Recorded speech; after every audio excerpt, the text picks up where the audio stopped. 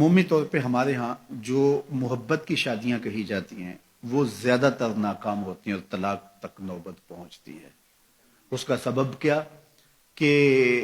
کچی عمر کے بچے اپنے جذبات سے فیصلہ کرتے ہیں اور ان کی نظر کے اندر صرف ایک دو چیز دیکھنے کی ہوتی ہے جس سے وہ فیصلہ کرتے ہیں، لیکن کہنہ مشق اور گرم سرد چشیدہ والدین اس بات کو جانتے ہیں کہ ہماری اولاد کی ترجیحات کیا ہیں اور جو ہے وہ ازدواجی زندگی کیسے خوبصورت گزرتی ہے۔ اس لیے وہ جو فیصلے کرتے ہیں وہ فیصلے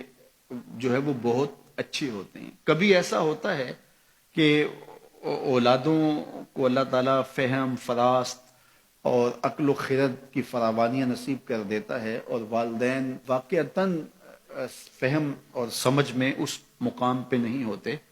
تو سعادت مند اولادیں اس وقت بھی اپنے والدین کو شامل کرتی ہیں اور ان کے فیصلے اچھے بھی ہوتے ہیں۔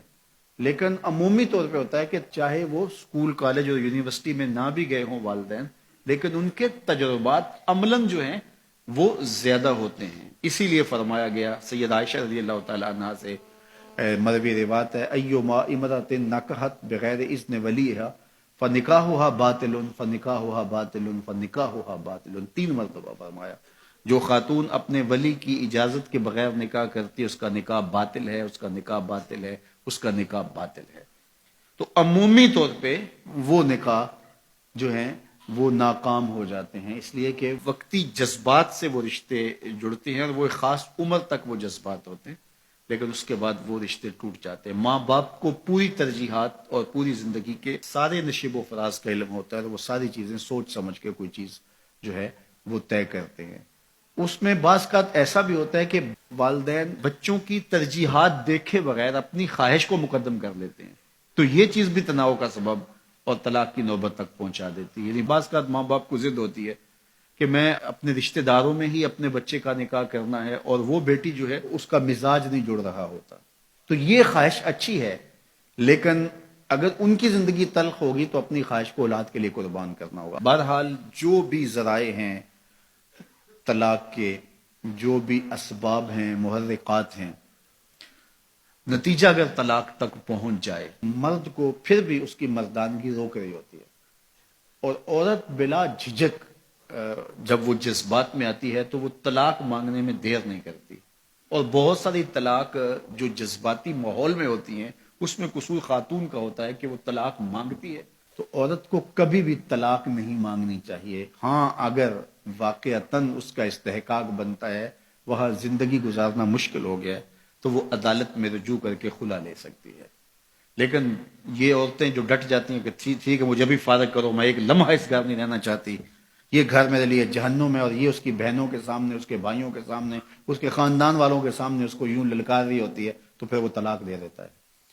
اور بعض کا وجہ نہیں ہوتی کہ وقتی تناؤ ہوتا ہے۔ تو حضرت امام ابو داود نے حضور کا یہ فرمان لکھا ہے کہ آقا کریم نے فرمایا کہ جو خاتون بغیر عذر کے اپنے شوہر سے طلاق مانگتی ہے وہ جنت کی خوشبو بھی نہیں پائے گی، اور جنت کی خوشبو 500 سال کی مسافت سے آنا شروع ہو جائے گی۔ تو جو بغیر عذر کے اپنے شوہر سے طلاق مانگتی ہے، تو یہ بات ذہن میں رکھیے گا کہ عورت نہیں چاہتی کہ یہ اس کے وقتی جذبات ہوتے ہیں، وہ یہی چاہتی ہے کہ میں سرخ جوڑے میں اس گھر میں آئی ہوں تو سفید کفن میں واپس لوٹوں اس گھر میں،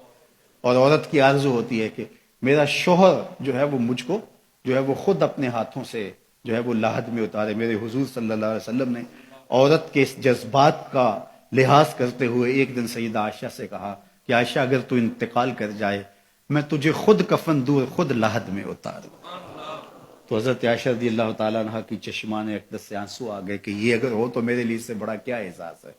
کہ میرا شوہر میرا خود جنازہ پڑھے اور خود مجھے کفن دے اور خود مجھے لاحد میں اتارے۔ تو گھر ٹوٹنے سے بچیں، اور میاں بیوی کا جس طرح یہ دنیا میں رشتہ ہے تو یہ رشتہ آخرت میں بھی قائم رہے گا، اور جب خاتون جنت میں جائے گی تو یہ جو ہے وہ ان حوروں کی جو مرد کو جنت میں عطا کی جائیں گی، یہ ان کی سردار ہوگی،